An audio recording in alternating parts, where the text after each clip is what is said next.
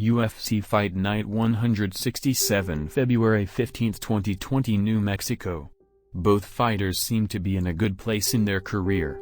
Light heavyweight rematch between Ultimate Fighter winner Corey and January. Corey won 4 years ago. The more technical Błachowicz posed a bit of a puzzler to Corey, who wasn't used to most fighters being so methodical at first.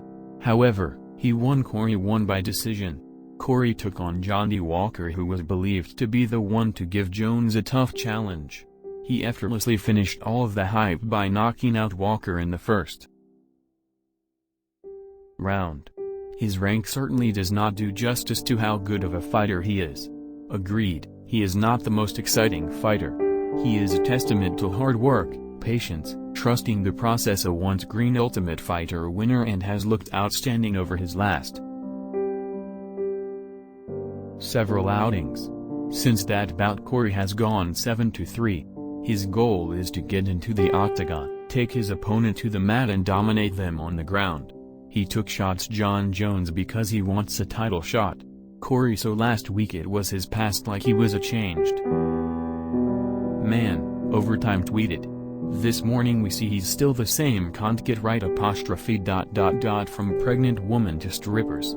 Jones himself has denied any wrongdoing, tweeting, "I'm definitely not in any trouble, my friend, don't be so quick to believe everything you read on the internet."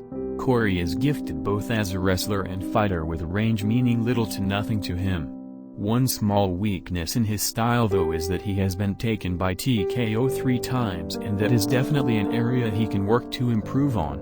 Błachowicz was 2-4 after his first 6 trips into the octagon, but then he went 6-1 since. Jan knows what it feels like to be one win away from a UFC title shot only to come up short in a crucial moment. Percentage of takedown attempts successfully landed by Błachowicz, highest among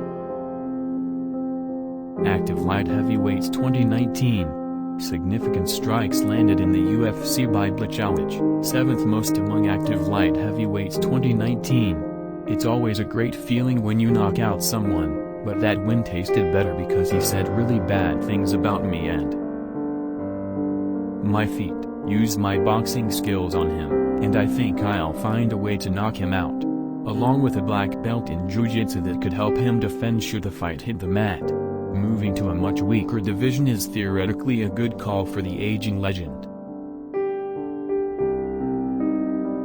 My feet. Use my boxing skills on him, and I think I'll find a way to knock him out. Along with a black belt in jiu-jitsu that could help him defend should the fight hit the mat. Moving to a much weaker division is theoretically a good call for the aging legend. Considering that he could have been called the best boxer at 205 for a good bit of time, Błachowicz isn't a particularly versatile boxer nor even all that good at boxing compared to lower divisions. Where Błachowicz has improved is mostly with his jab. Błachowicz can rack up volume while staying safe with his jab. It keeps him in strong position if his opponent looks to time him. Błachowicz is a fine grappler, but the bigger problem is his wrestling. His rushing sort of style left him open to reactive takedowns from Gustafsson, which lost him the fight when he was winning on the feet, and his bottom game looked fairly inert in that fight. Błachowicz's shifting rushes do put him in danger against a competent counterpuncher. A strong outside kicker with a good check hook is a bad fight for a blitzer like Błachowicz. On paper, he's a fairly durable fighter who can keep a better pace than the average light heavyweight at this point. Both Corey Anderson and Jan Błachowicz are arguably 2 wins away from becoming the UFC light heavyweight champion, hence a lot will be on stake going into this fight.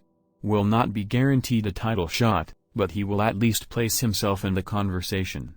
Jan Błachowicz 6'2", 278 reach wins 25 loss 8 and Corey Anderson 6'2", 279 wins 14 loss 4. Thanks for listening.